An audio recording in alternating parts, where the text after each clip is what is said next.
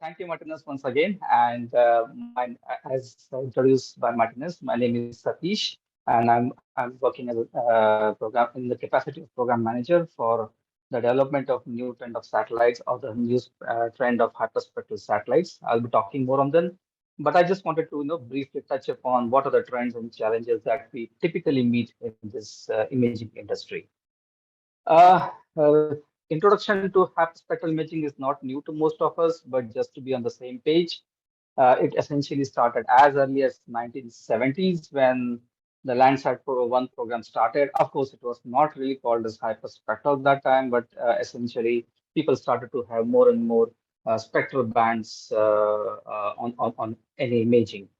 Further, there were a lot of development in technologies like the pan camera resolution grew much better, and now today we have sub 1 meter cameras. But in the era of hyperspectral imaging, the real change came in year 2000 when the EO1 was launched with a Hyperion payload, which could do 30-meter resolution in 242 bands. It was really a game changer in the satellite imagery. So just to briefly touch upon what really does hyperspectral imaging mean. So on the top right corner, you have an image of a satellite which has a camera, of course, and it's taking the image of any Earth surface. So what we can take in the width is called a swath, and what we can do in the length is along the track. So any sensor can do this image, and essentially in imaging we have two types. One is passive active, so definitely because we are catching the reflected light, it is always on passive imaging. But what hyperspectral does is a very significant thing that you see the third dimension called as a spectral dimension. And here where the interesting thing starts coming up. It's like each pixel will contain a very unique data, and as we know that each of or any material on the Earth surface has a special spectrum signatures like soil, water, and vegetation. So what happens is, as we can capture more and more images and split them, we can definitely identify a lot of interesting things. Just to highlight what can we do on the imaging, the left image is what we can do. Essentially, we can do invisible till infrared, till long wave infrared. And if you want to talk, essentially, we most of the cameras are in the 400 to 700 nanometer range, which is visible light. And if you can see what's hyperspectral means is that each of this, or I would say this band of from 400 to 700 can be split into multiple bands, and that's what you see on the top or bottom corner, and that's where the interesting thing. So if you know that a particular material has a spectral signature from this nanometer, we can definitely target those and understand. So this is very helpful for monitoring the health, and this is how the hyperspectral imaging goes around. So just to summarize on the slide, it started with RGB, where we had three broad visible bands. Slowly, it migrated into multispectral, where you have something, the same image in 10 or 20 bands, sorry.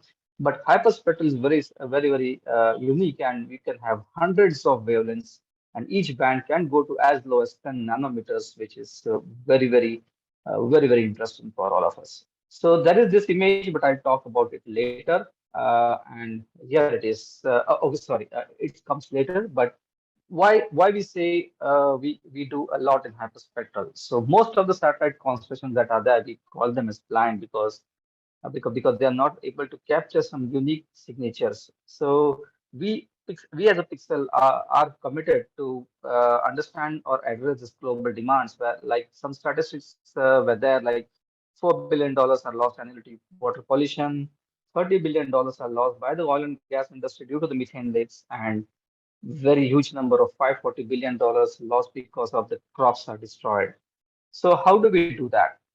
So this is why this slide will exactly tell us why are we basically blind? Why are the most of the constellations blind, or why what anyone has to do more? So I have three images over here. The left one is the definitely the vegetation image. So this is taken by a typical camera, but if you do an hyperspectral camera, you can now actually divide this image into so many spectrums, and we can identify very uniquely what is happening, and how can we control the detail, or how can we identify the detail best, and then definitely have a control plan. The image in the center is an image which has an oil pipeline. Of course, we can't see it, but what can hyperspectral see is definitely a methane plume.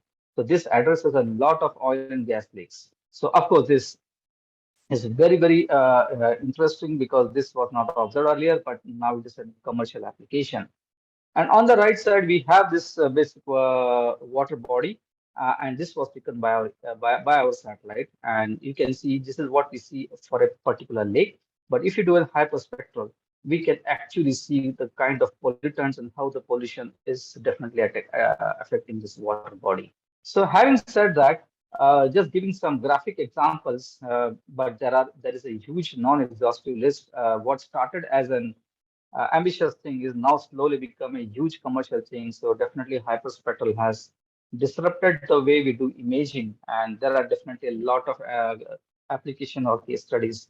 I just spoke about oil and gas, agriculture, but they can be easily extended to mining, urban planning, and climate, where we essentially called as health monitors. So this is where Pixel likes to call itself as health monitors, and this is what we are targeting. So, having said that, just to give a brief of how the trends and challenges are there in the hyperspectral imaging.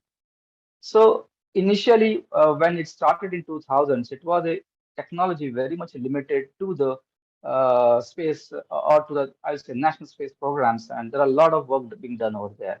But now, thanks to a lot of evolution, this technology is now kind of very, or I'll say very easily available. Many programs like Nmap and other things have opened up their images to general public, and there's a lot of applications. So we are getting a lot of data. Now, because of this data, there is a now diversified demand across different industries. Like as I just gave some examples, there are more and more applications towards this. Uh, the very interesting trend that everyone is observing is now there is an evolution in type of miniaturization of sensors. Essentially, the sensor chemical compositions of sensors remain the same, but there's a huge trend in terms of miniaturization, and we can say that what we could do earlier in an probably a 500 kilo satellite, or let's say 200 kilo payload, now that we can definitely do in less than 40 kg or less than 20 kg payload. So that becomes a very important. In addition to miniaturization, it has also brought a new wave of low-cost hyperspectral imaging systems. What was costing earlier a few $1 million and now are less than $1 million, and it is now becoming more and more accessible, and we can definitely have a very good commercial case out of it. In addition to that, climate study is always something which is very close to us. But how do we do? You need a lot of tools for that, and Hyperspectral is definitely a big tool, and lot of things are happening because we can provide very good information on this. I'm taking a pause to see the chat. Okay, okay. Moving on to the next slide. Yes. So these were some of the trends that we saw, but in addition to trend, there are a lot of challenges that we see. What is the challenge? The first challenge is that out of many challenges, the first is the speed and sensitivity. Like when we are doing an satellite imaging, but a typical orbit is around 550 kilometers, or I'll say around that ballpark number. Now it orbits the Earth in less than 100 minutes, and it's really fast. So the point is that the speed of satellite is like 7.6 kilometers per second. That means if a satellite has to capture an image, the frame rate of it has to be very exceptionally high. Now, given with an PAN and RGB sensor, it would have been easy, but an hyperspectral now can do something like 100, bands very easily. So imagine an RGB camera, or if we can compare between a hyperspectral and RGB camera, it is something like 3 times more images we can capture, and it has to be 50 times more fast. So because of which this frame rates now have been pushed till 300 feet frames per second, my bad, and that is really really exceptionally high. So if we say about the visible and near infrared, this is something challenging. But when we go to short wave infrared, where the energy is very weak, it is really challenging to capture all these bands, and not to mention the temperature that we have to maintain. This is definitely a lot of challenge. But people are working around. We are around 200, 250, or 300 FPS. We have to do some kind of how can I say trade-off to achieve these rates. The next challenge is something like a signal to noise ratio. I'm just taking a pause to see the Q&A. Okay. Uh, okay, I think I'll take the Q&A at the last. To the signal to noise ratio. So essentially, a camera can function or is only as good as how much energy it can see or how much energy it can sense. Now, when we are moving that fast, the energy that is needed to capture becomes still low, and it is a very important factor that has to be considered in the satellite imagery. Also, due to high resolution, the field of view also becomes very small, and not to mention even the traditional hyperspectral cameras are still using spectrometers that use to split the light into different wavelengths. And before it hits the sensor, it reduces the SNR even further, which has a direct impact on the image quality. So SNR is definitely affected by all these factors. But in addition to that, there is also something called as an operating temperature for the sensors. So for linear sensors, we have something like CMOS detectors, but for sphere, we have to use a mercury cadmium telluride or MCT sensors. Now, these sensors operate at very low temperatures, like typically 150, 120 kelvins, and we have to use cryocoolers because this is very low temperature, and because we have miniaturized systems, so passive thermal control systems can be very challenging. So ideally, the optical design is very challenging when we are wanting to reach an very decent signal to noise ratio, or this what we say as SNR. So there are a lot of developments in terms of spectrometers or even different techniques to split the images, and that is only helping us all to overcome this challenge.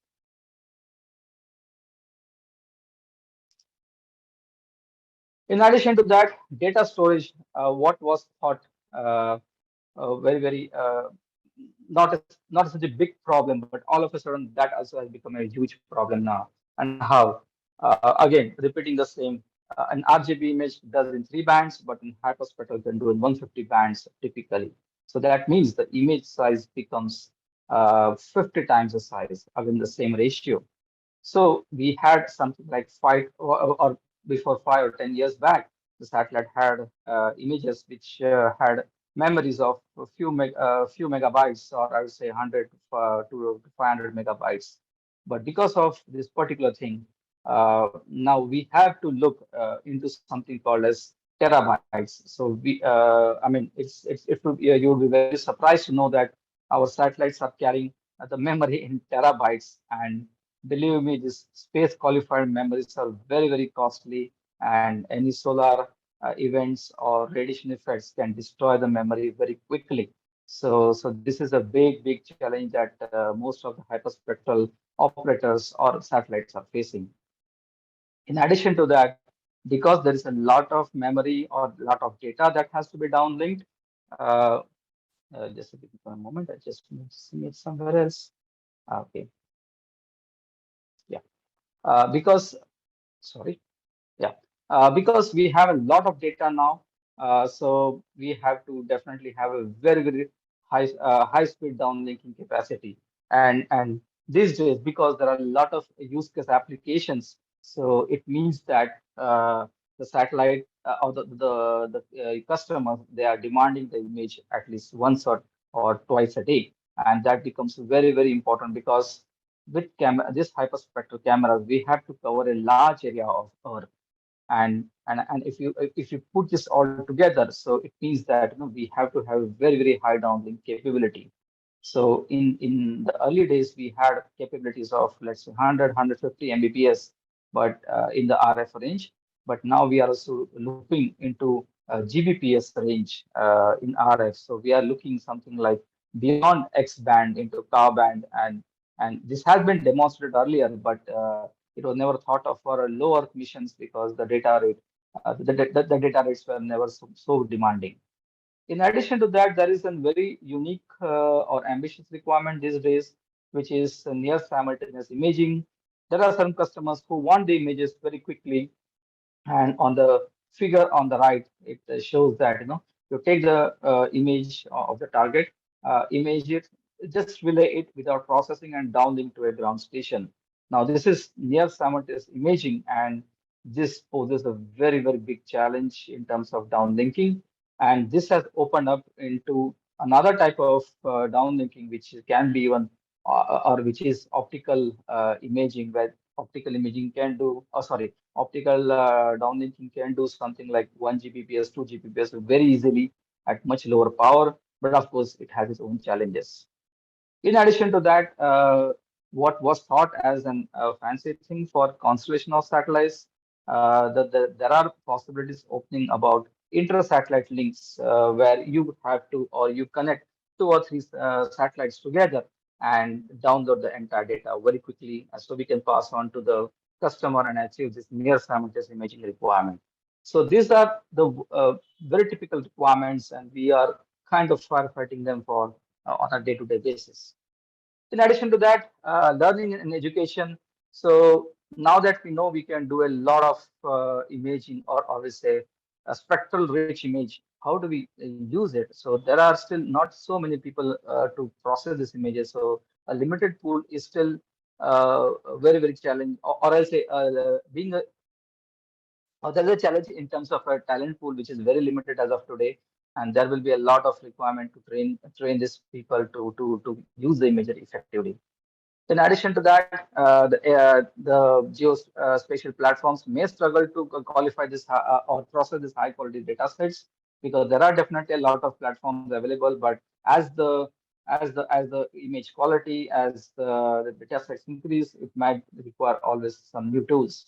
In addition to that, the need of the hour is something like taking an hyperspectral library, and the lab application also is a big challenge, because that poses a requirements of near another imaging per day and so on, and we have to look into huge constellations. So having said that, I will just take up the question. Yes, Can Satish. advance? Yes, I will Okay. just take one question and then I'll move on back to the presentation if I have time. Yeah, I Well, think I have. if you like, we can cover the question after, because we have another question coming up. If you like to finish with the presentation first, maybe. I think that's better. Okay, Okay. I will take up the presentation.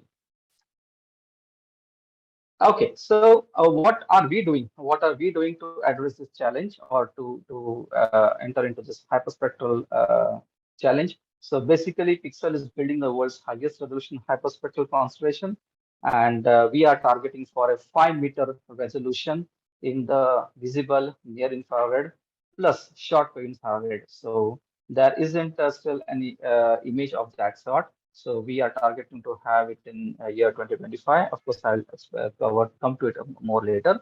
So we are planning to have a constellation that can do a global coverage, access to any part of the planet. We are planning to have 250 bands, which can provide 50 times more information, image the world every 24 hours, like daily revisit capability. And because of our unique platform capabilities and skills, we are trying to, or we are having the lowest pricing in the market. This slide talks more about a satellite, Pixel satellite that has been already sent. So as of today, Pixel already has 3 microsatellites operating in space. Sorry. So the one image that you can see is our first first satellite that was launched, and that is a 10-meter camera in the visible and near infrared. So it was hardly a 15 kg satellite, and it was launched on April 2022. So next month we will have a 1 year of the mission, and we have taken many brilliant images of it, and we are already working with big customers, and that there's a lot of interesting information out of this. Uh, the left picture shows the intuition of the camera, and this was essentially deployed from an Falcon 9. In addition to that, we added the next satellite on 26th November, just 5 months back, on our own Indian satellite, PSLV C-54. The left image shows the actual image of the satellite, and this also has a 10-meter camera, which is presently undergoing calibration and validation. And we were very proud to see our respected Prime Minister congratulating for launching the satellite in space. In addition to that, there are we are not only making images, but we are also wanting to help process the images, because, as we said, the talent pool to process this image is a bigger challenge. So we are also having a platform that will be launched very shortly to the customers, which is going presently at present is going intense testing. So we should be having that launch very shortly, and we can and anyone can process it. This will be targeted something like a one-stop geospatial platform. We can do a lot of customization to it. Just wait out for the launch, and you'll be very interested to have that. It would be an on-demand in cloud analysis, and there are many things onto it. So you can have an automated data prep and post-processing. You have a sandbox environment for machine learning analysis, and many other features. So just to give a brief video of the platform. So this platform looks something like this.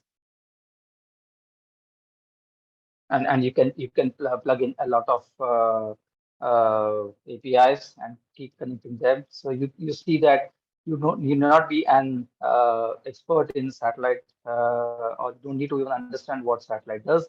All you can do is just quickly put up all your APIs and process the image on the platform. So this platform can also be connected. You can do a very quick customizations if you want. That access also is there. We are also having this platform connected to different set of satellites who agree into, and that would be definitely very interesting solution for our customers. So having said that, we are planning to launch next year six satellites in space, which will be doing visible and near infrared that will have a 5-meter resolution, again in 150 bands. In year 2025, we'll be launching our next generation of satellite, which will be doing again 5-meter imagery in visible plus sphere. So having said that, this would be my last slide, and my email is there if someone wants to reach out.